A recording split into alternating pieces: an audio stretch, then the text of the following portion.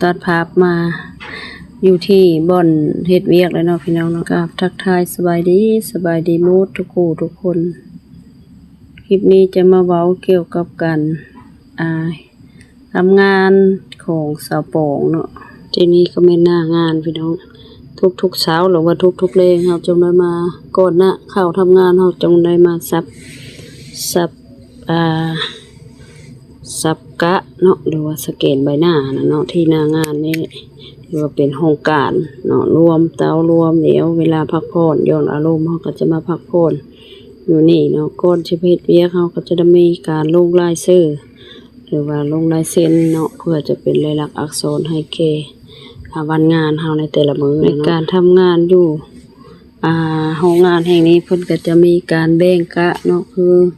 มีกะ1กะ2แล้วก็กะ3เด้อพี่น้องเด้อในกะ1จะแบ่งออกเป็น6คนเนาะแบ่งเป็นผลัดเปลี่ยนกันเฮ็ดเวียกเนาะในอาทิตย์นึงเขาก็จะเปลี่ยนกันหมุนเวียนกันไปการเฮ็ดเวียกแห่งนี้มีความสามัคคีกันดีเด้อพี่น้องเด้อมีความสามัคคีฮักแพงกันดีถึงว่าเฮาจะบ่ได้อยู่เฮือนเดียวกันเนาะมาตั้งแต่ทุกบ่อนทุกที่มารวมกันเราก็จะมีความสามัคคีเฮ็ดเวียกมันจังสำเร็จเนาะถ้าเพื่อนบ่มีความสามัคคีเวียกงานเฮาก็จะบ่สำเร็จเนาะมันจะพบความยุ่งยากในการเฮ็ดเวียกในการรายงานโรงงานแห่งนี้จะเป็นโรงงานปูนเนาะภาคส่วนบนสะโพกเฮ็ดเวียกก็จะเป็นอยู่อ่างเก็บบนเสื้อเพลิงในการเผาไหม้ให้แก่ปูนเนาะแล้วก็รายละเอียดต่างๆสะโพกก็จะบ่ฮู้ปานใดเนาะคลิปก่อนหน้านี้สะโพกก็เคยรายงานเนาะโรงงานแห่งนี้ก็จะเป็นโรงงานที่มีขนาดใหญ่เนาะมีหลายโซนหลายแขนงการเนาะอันนี้ก็จะเป็นงานของสปองจะเฮ็ดเวียกกลางคืนเนาะ1 โมง 2 โมงกลางคืนยังบ่ได้รับได้นอนเพราะว่าเฮ็ดเวียกเนาะแล้วก็มีหลายคนที่ถามมาว่าเป็นหยังเที่ยหาเฮ็ดเวียกคือเฮ็ดเวียกหลายทางแท้เนาะเฮ็ดเวียกหลายทางก็ย้อน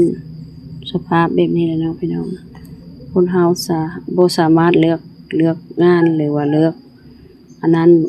ได้เนาะถือว่างานหนักหรือว่าเบาถ้าเฮามีความเอาใจใส่ก็ผ่านอุปสรรคได้เนาะบางคนก็จะเป็นชาวไร่ชาวนาชาวหัวชาวสวนเพิ่นก็ยังมาเฮ็ด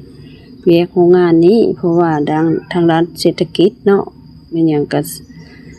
ใช้จ่ายแต่เงินแต่ค่ำก็เลยมาหาเงินหาค่ำเนาะดึกดื่นเที่ยงคืนฝนตกฟ้าลมก็จำเป็นได้เฮ็ดเวียกเนาะเพื่อ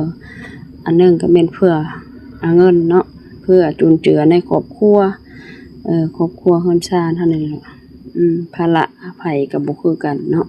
ภาระไผก็ต่างกันเราหาเงินความ